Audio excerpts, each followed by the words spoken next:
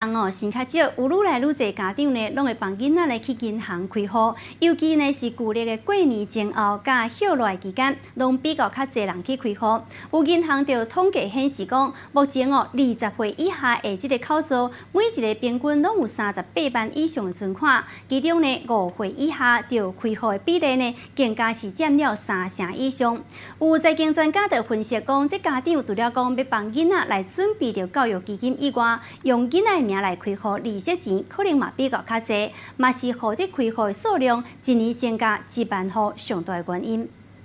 你要办什么？变做小小的银行员工，除了是体验，袂少的家长拢替囡仔来报名参像这款的活动，更加是希望囡仔人会当自细汉就有理财的观念。有银行调查，家长替囡仔来开设专用的假金户头，以每一年增加1万户的速度，继续在增加。这样可以训练小孩子对于自己拥有的资产或者金钱怎么去运用。像压岁钱的话，我们都是帮他存起来，存在我们这边的啊，当然再集多一点资金在一起做投资。过年给红包，你会怎么处理？就把它存起来，到时候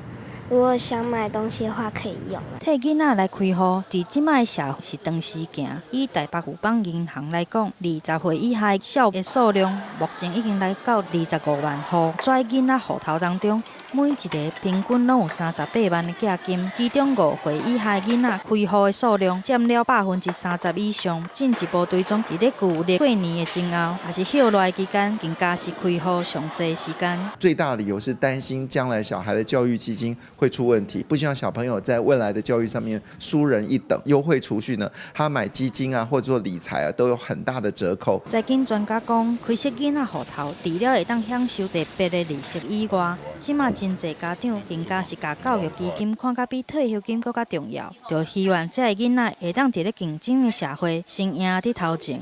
记者综合报道。